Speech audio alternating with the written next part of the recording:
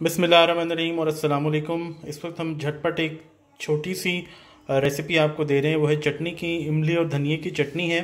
इसके लिए आप देखिए हमारे पास मौजूद है इमली का पल्प मौजूद है। ये पल्प है, गुठलियाँ निकालने के बाद ये देखें इसके अंदर जो इमली का पल्प है पानी के साथ वो मौजूद है।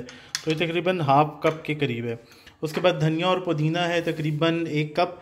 धनिए के सिर्फ पत्ते हैं, सॉरी पुदीने के सिर्फ पत्ते हैं। धनिया जो है वो डंठल समेत हमने मोटा मोटा काट लिया है।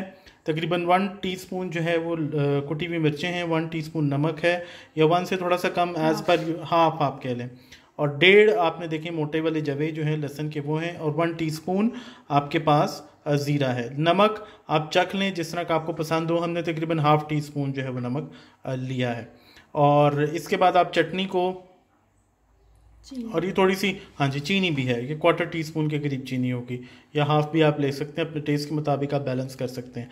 अच्छा, अब ये चटनी की जो, और 2 हरी मिर्चें, धनिया, मिर्चें, पुदीने के पत्ते, लहसुन, ज़ीरा और चीनी, नमक और कुटी मिर्चें और इमली, इनकी जो मिकदार है वो आप डिस्क्रिप्शन बॉक्स में भी देख सकेंगे। और इसके बाद आप चाहें तो इसको कूंडी में कूट लें, चाहें तो ब्लेंडर में कर लें। हमें इस वक्त ज़रा जल्दी है तो हम ब्लेंडर में कर रहे हैं, वरना कूंडी में जो कुटी हुई चटनी होती है उसका और तरह का फ्लेवर और टेक्सचर होता है। तो इसको पीसने के बाद, ब्लेंड करने के बाद आपको इसकी फाइनल फॉर्म दिखाते हैं। इसमें पानी नहीं डालना पड़ेगा आपको ब्लेंडर में, क्योंकि पल्प जो है वो काफ़ी होगा। ये देखें जी, चटनी की फाइनल शक्ल सूरत आपके सामने है। और आप यकीन करें कि इस कदर खुशबू उड़ रही है कि दिल चाह रहा है कि बस बंदा अभी शुरू हो जाए। चावल के साथ आप इसको खा सकते हैं, दाल चावल के साथ, मटर पुलाव के साथ आप इसको खा सकते हैं।